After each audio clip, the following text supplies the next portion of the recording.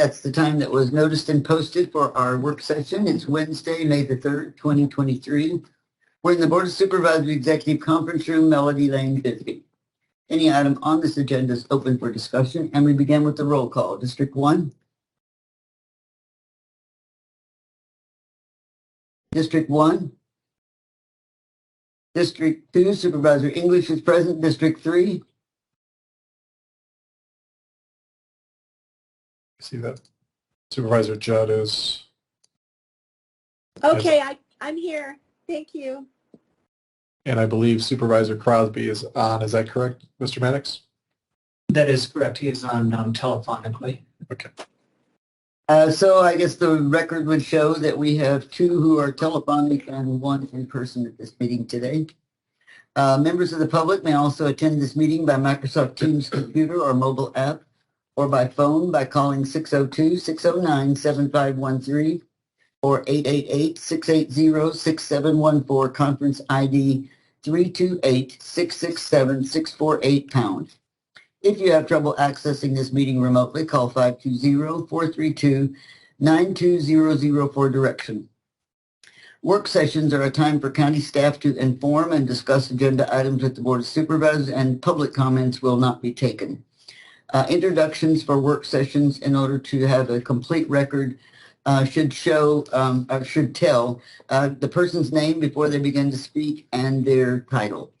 So we have a budget work session scheduled for today on SEACOM. And are there any introductory remarks, or is Ms. Wilkins going to start this off? No, Ms. Wilkins is going to start this off. I think she's I'm preparing for this for the past. Okay, so Tammy Jo Wilkins, interim SEACOM director. Thank you, Madam Chair and supervisors. I am the interim director of SEACOM, our regional communications center here in Sierra Vista. SEACOM was established in July of 2018 after Cochise County and City of Sierra Vista entered into an IGA to provide emergency communication services to the region from a consolidated center. Done in partnership with Arizona, the state of Arizona 911, who manages over 81 PSAPs across Arizona. SEACOM is the only dispatch center providing regional communication services in Arizona. This model is based on contracts with public safety entities, which are our subscribers, who then receive an array of services from our center. Currently, we serve 14 fire departments, 4 law enforcement agencies, 1 private ambulance company, and the National Park Service. SEACOM and all participating public safety agencies throughout Cochise County use Spillman computer-aided dispatch and records management system. We are a 24-hour countywide radio service through a system maintained by Cochise County IT through a contract with SEACOM. We are a 24-hour phone coverage service to include both administrative and 911 calls using the Vesta 911 platform. We have certified operators providing priority dispatch services in 3 different modules, which include police, fire, and EMS. We utilize Spillman Records services. We have access to statistical information. We use the Arizona Criminal Justice Information System for records management to include warrants. We maintain logs, and we use that for digital archiving and ongoing monitoring and communication with active units through phone, radio, and mobile data computers, which are also known as our MDCs, in each service vehicle. Our calls for service into SEACOM in 2022, there was 50,480 911 calls alone to the center. This was an absolute total of 201,762 total calls coming in, including admin lines, with 34,560 calls outgoing for the year. In 2021, there was 54,888 911 calls to the center, with a total of 148,173 total calls with admin lines incoming for the year. So you can see a dramatic increase there in our call volume. Our CAD activity in 2022, SEACOM entered approximately 149,968 calls for service. 93,453 were law enforcement related.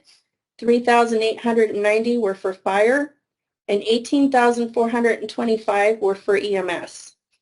In 2021, we had 100,889 calls for service. 82,517 were law enforcement, 3,621 were for fire, and 14,751 were for EMS. And just to throw the number out there, in 2020, SEACOM entered approximately 102,765 calls for service. So you can also see a very, very large increase in calls for service. We use the priority dispatch system. We call it ProQA. This is a software program that provides our 911 dispatchers with training to provide pre-arrival assistance to the caller in the event that they have an emergency in a police, fire, or medical situation. We've actually used this recently to assist in the delivering of a baby. So that was kind of cool. Dispatchers obtain and maintain a personal certification that is recognized through the International Academy of Emergency Dispatch. We're trying to build up our standards by implementing the Priority Dispatch. ProQA offers the ability to differentiate, I can't say that word, between fire and EMS requests for service through some questions that we ask the callers. Through the use of CAD and various phone reporting systems, the staff is able to identify the busy times and the days for each participating agency, thereby allowing them to staff accordingly, not only at the agency, but on the console. Training and continuous credits are encouraged for all staff to maintain their certifications, and our communications center can apply for accreditation, which could result in some additional grant monies in the future. Our staff and structure, we are governed by the JPA board, and our operations committee works under the JPA board. I am the interim director. Our administrator is now a vacant position. We have 2 floor supervisors as of last week, as we promoted one. We have 16 full-time dispatcher positions. We will hopefully have 2 call takers in the near future, 1 records clerk, and 1 GIS person who helps us with our 911 addressing.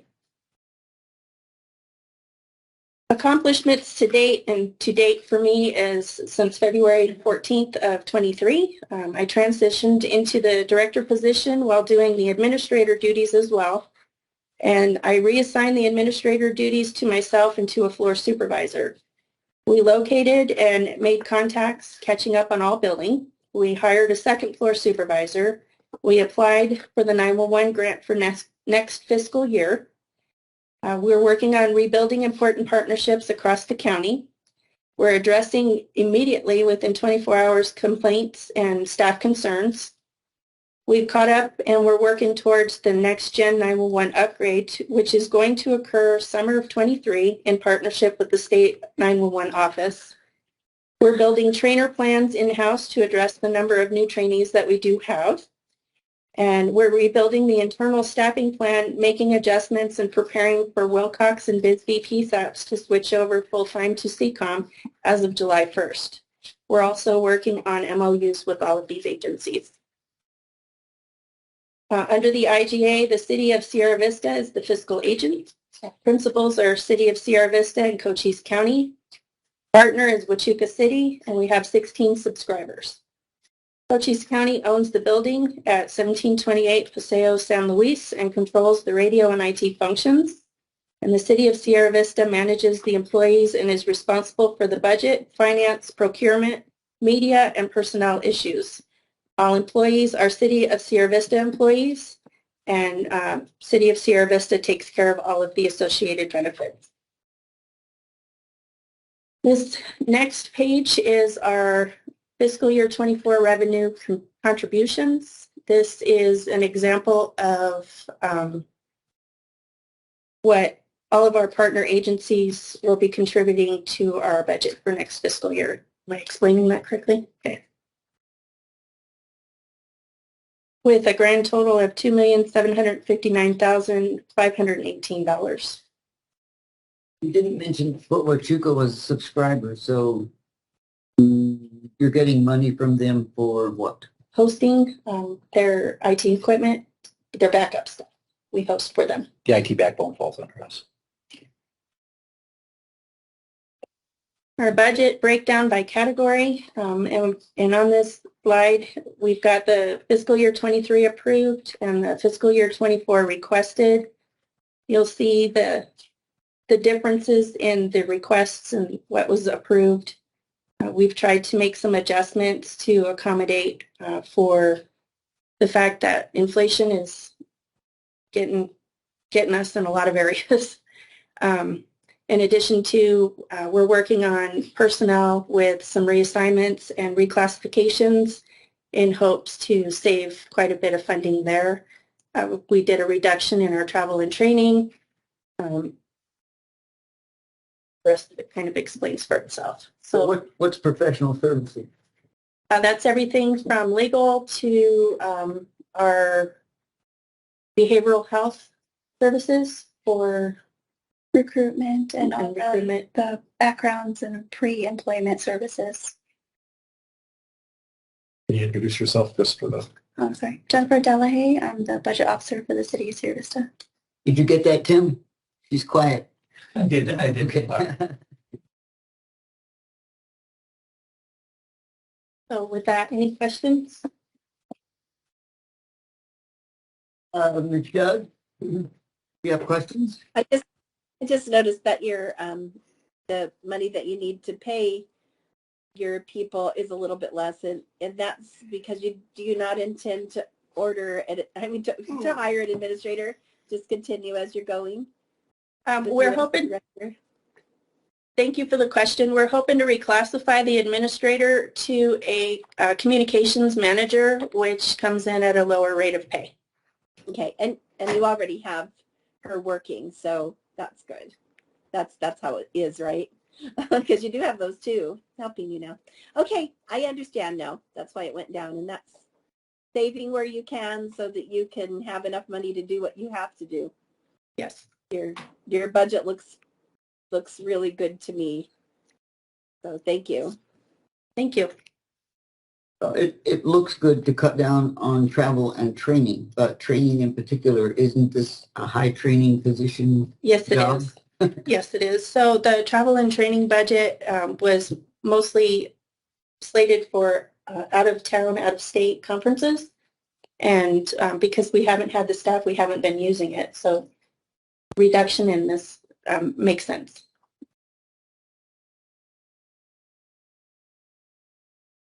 Tom, do you have any questions?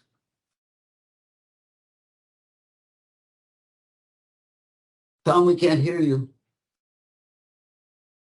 Yeah, he's requesting Tip or Mr. Max. I don't think he's able to unmute himself. So he's on the phone. He should be able to unmute himself using, I believe it's star 6.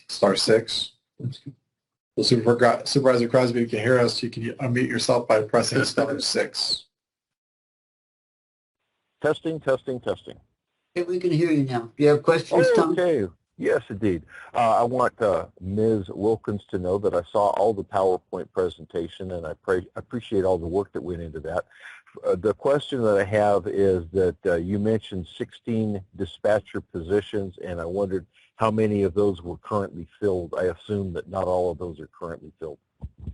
Right now we have 17 dispatcher positions filled. The majority of our hired people are actually trainees. We have 9 trainees right now.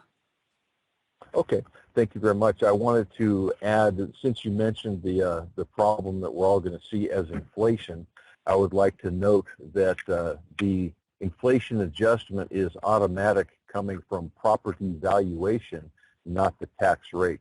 And my belief is that you don't give the government an inflation adjustment. Cutting taxes increases jobs, and broadening the tax base should mean more private enterprise, meaning more money, not taxing more things. And that concludes my comments. Thank you, Madam Chair. Could you tell me what that was related to? Yeah, Ms. Wilkins mentioned inflation and how she expected that to be a problem. Okay, thank you. Sure. We have board members here. You have comments you want us to hear? Madam Chair and board members and everybody here, thank you. Thank you, Jen, Chuck. This is Sheriff Downs. Yeah, Sheriff Downs. Succinct deep voice. Tim, thank you for your presentation and Rich. So no, we've been good stewards, and obviously we push for quality. We've come a lot of ways in the last 4 years, in the success of the SEACOM, and we'll continue going that way. So we understand we're mindful of the budget, and I think we've done well again to come under budget again this year and continue growing SEACOM. So I'll yield to Chuck as our member. Thank you, Madam Chair, members of the board. Chuck Patusik, City Manager, Sierra Vista, member of the JPA board. I just wanted to mention a couple things about the budget that are coming up just for future reference, so you understand where we're going. We had a grant, thanks to the Sheriff's Office, from the state to pay for our major communications and software system through Motorola. And that was some $3 million or so over 7 years. And the governor has seen fit to pull that away. We are working through our channels to try and have that funding restored. What that meant for this particular budget is we generated a significant amount of fund balance due to the understaffing situation that we had. And as such, we're having to use some of that fund balance over the next 2 years to make up for the cost differential that we lost as a result of the grant being pulled. So over the next 2 years, you should see a pretty stable budget situation, I believe, where we're trying very hard not to increase the city and county's contributions going forward. But in that year 3, if we don't get that funding back, then you may see cost increases at that particular point in time. So I view that as the most significant budget item that we have to deal with going forward. We have time, and I think we have a number of grant opportunities that will come our way that hopefully will offset that. So it is a pretty good story, but the fund balance is generated primarily from the city and the county, and it's appropriate to use that instead of asking you for more money to do that, since you've already paid for that. The other thing I want to mention, Tammy Jo mentioned Bisbee and Wilcox coming on board. That means we'll have almost every municipality in the county on board, with the exception of Benson, and we are working closely with Douglas to use the Douglas PSAP as a backup through a mutual aid agreement. That should be coming forward too, so pretty soon. So I think things are going good. SEACOM is growing in a way that I think we could have foreseen 5 years ago. We even have the ability to go outside the county if we needed to. And I think it's all very good. We're tied into the state system. And I feel that with all the technology advances and working together to bring in outside funds, I think SEACOM's future looks very bright as long as we get through the hiring. So with that, I'll conclude my remarks. Thank you, Madam Chair. I want to bring it up again just as a thought process, because I certainly have mentioned it in the past of SEACOM becoming independent. And I'm wondering if your board is going to be looking at that as an option. It doesn't mean that the county wants to step away from their responsibilities, but it seems to me as though this is a unit that probably could stand alone. Well, Madam Chair, I believe in the future it can as well. I think we're still going through a growing stage here. For example, just for my part, Sierra Vista is carrying the the administrative responsibilities for SEACOM right now. And for fiscal year 22, those costs were about $140,000 that we're choosing to contribute in kind to SEACOM in an effort to hold down costs. We're trying to bring on a lot of subscribers.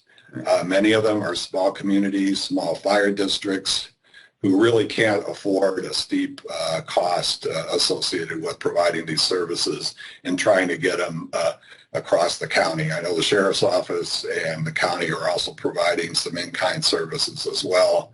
We're in the process of identifying what all those costs are, and in the future, those will eventually have to be assessed to all the subscribers in order to make it stand more on its own. So, and then that could include hiring administrative personnel and that kind of thing, which I think is, an expensive proposition and might hurt some of the other smaller subscribers in terms of their ability to pay. Well, it may not be appropriate today, but that's what I'm saying is I would hope to think that it would be able to stand on its own in the future, and that we need to prepare the subscribers and everyone else that, this is your organization, and it's going to be standalone. So what we provide is depending on, how much you need to pay. But I never want to step back from it being a county responsibility. So I'm not hinting that at all. I just think that, it's, Madam Chair, if I can add on, I think it's really important, especially with people that may be new to SEACOM since we put it together, which is a phased-out program. We've contributed about $30 million in donations and grants to make this a reality, as you already know. I know you've been with us since day one on this process, but we've done some amazing things on advancement when it comes to dispatching both 911 and just reactive calls for service. But more important, I think something that's really neat that you guys just approved an $8 million grant for us, which brings 500 to 600 radios into Cochise County for police, fire, and EMS. But also, as a backbone with the state for three other centers in the state, 5 centers to Cochise County, will be the backbone for statewide interoperability. What that means is if you have a deputy that's transporting on a rural interstate up at my Mars Station Road, and normally we wouldn't have communication, and transport maybe a mental health subject, and something goes wrong, you have direct comms right back to SEACOM. And that goes for all public safety entities on SEACOM.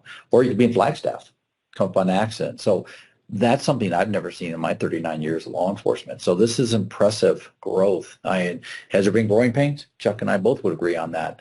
And anybody's been around it. But we're looking forward together. And I really think, and I like the autonomy. I think autonomy has to happen with SEACOM. It's been a dream since day one. But it's something we're working toward. And it's something we discuss quite a bit. So we'll continue doing that. Well, I like to think that when we get our feet on the ground and we have a permanent director, it wouldn't be at the whim of other people's jobs as to whether SEACOM could move forward or not. That was my thought, is the fact of if you have a director that's in charge, they know everything that's going on, then we wouldn't have the political nuances or depending on who's elected, you see what I'm saying is, so I just think it's worthwhile to keep looking in that direction. And absolutely, we're not ready to jump right now. Right. But I think it's something that we need to be thinking about. Any other comments, Ms. Judd? I don't have any more. Just want to say thank you. I loved hearing that we're the only one in the state. I would guess we're probably one of the very few that there are in the nation. It's kind of a neat model, and I just want to congratulate everyone who had the dream and got the funding and put it together. I've been really proud to have SEACOM part of my it's not tenure yet, but my time here at the county. Thank you. Tom, any final comments from you?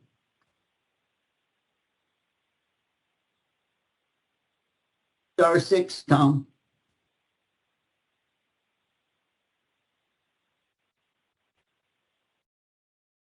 Are you trying to talk to us, No. Tom? He just texted me that he has no comments. No comments. Okay. Well, Anyone else around the table have any comments for the record? I just want to say thank you to Ms. Wilkins. She's done a great job so far as interim director and moving that step and that goal of autonomy. She definitely has a great skill set. So thank you. Thank you. We had to jump into shark-infested waters, huh? Just drinking from the fire hose Right. on full blast. Well, thank you for coming, Chuck. Thank you for being a partner in so many of the things that we tried to do together. And having no other information, I want to say that our next meeting is at 2 o'clock in the executive conference room, and it's a budget work session for constables JP3 and JP4. And thank you all for coming. Thank you. Meeting adjourned.